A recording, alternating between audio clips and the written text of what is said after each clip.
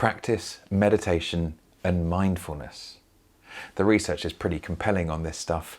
Meditation and mindfulness have been shown to improve your physical health and your immune function, help you regulate your emotions, and I would go as far as to say they provide the most compelling, most potent forms of brain training that we know of. So I think it's therefore quite a shame that these things beginning with M are often kind of cloaked in mystery and ambiguity and often described in terms that I think are genuinely unhelpful.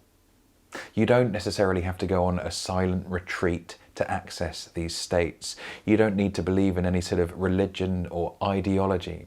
Let me instead, in this video, provide what I think is, for some people, a more useful understanding of these practices. Meditation and mindfulness, I think, can best be understood as no more than consequences of two very natural states. On the one hand, deep physical relaxation, and on the other, highly focused attention.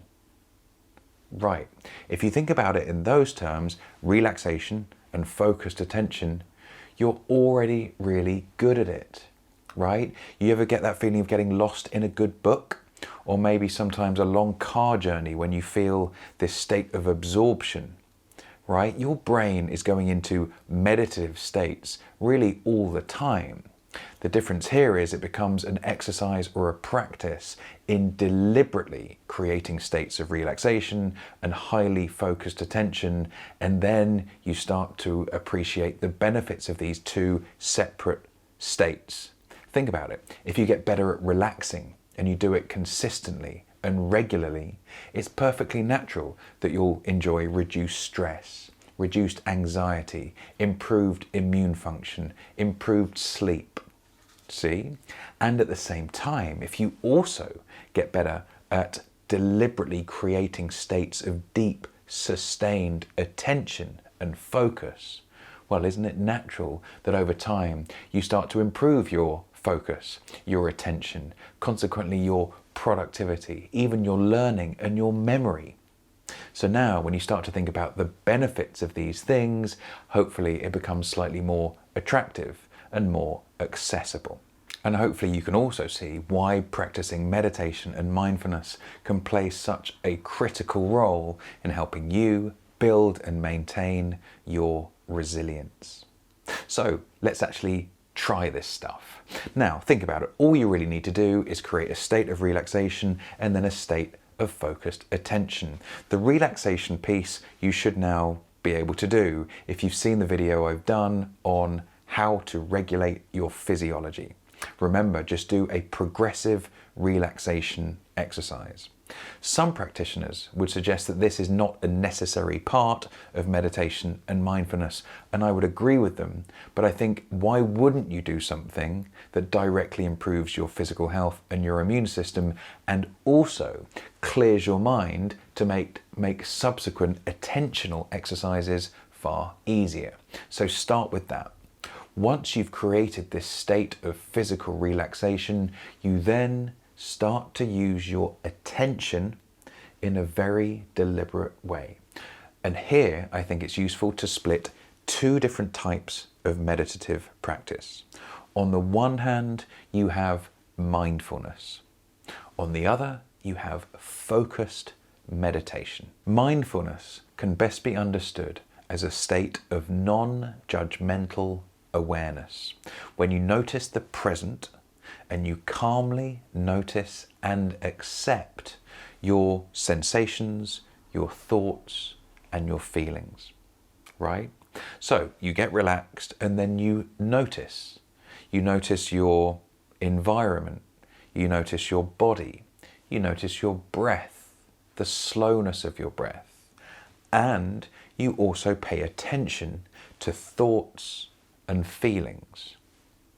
Now, the reason it's valuable is because as you become more aware and you cultivate, in particular, non-judgmental awareness, not only do you tend to notice that your attention and your focus improves as you become ever less distracted, But as you cultivate greater acceptance, in particular with your thoughts and your feelings, you start to notice that your ability to regulate your emotions and your responses improves. I think it's important to underline that mindfulness is not an exercise in emptying your mind. Instead, it's an exercise in noticing that which your mind presents. And the more you do it, the better at it you get, the more capable you become of noticing and accepting thoughts, images, and even feelings. So that, my friend, is mindfulness.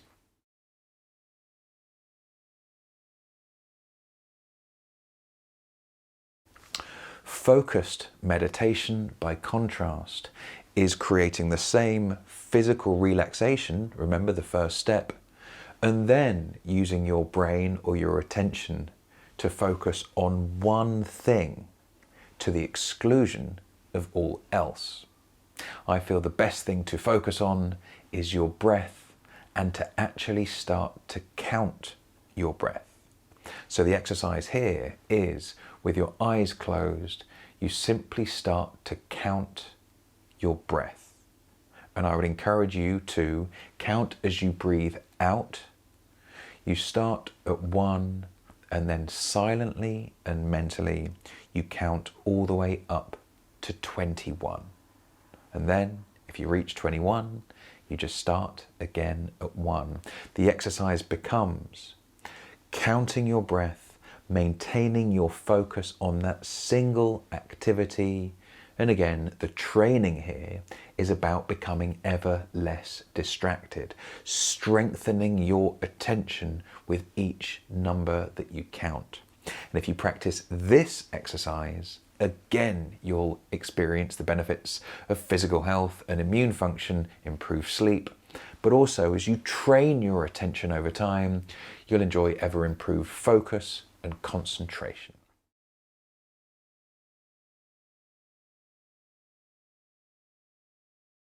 So you can see these exercises, mindfulness and focused meditation, are very similar. They're both physical relaxation, highly focused attention. How they differ is how you use your attention. Mindfulness is often referred to as open monitoring. You're noticing everything that comes up and cultivating this sense of acceptance as you go about doing that. Focused meditation, by contrast, is focusing on your breath, sustaining your attention on your breath and counting each out-breath in cycles of 1 to 21. So now let's give them a go. In the notes below, you'll see 2 links that take you to 2 separate recordings. One is a mindfulness recording of 15 minutes or so. The other is a focused meditation recording of the same amount of time. Have a go. See what you think, because the minute you start practicing them, I promise you, you'll realize how pleasant an experience this thing called meditation and mindfulness really is.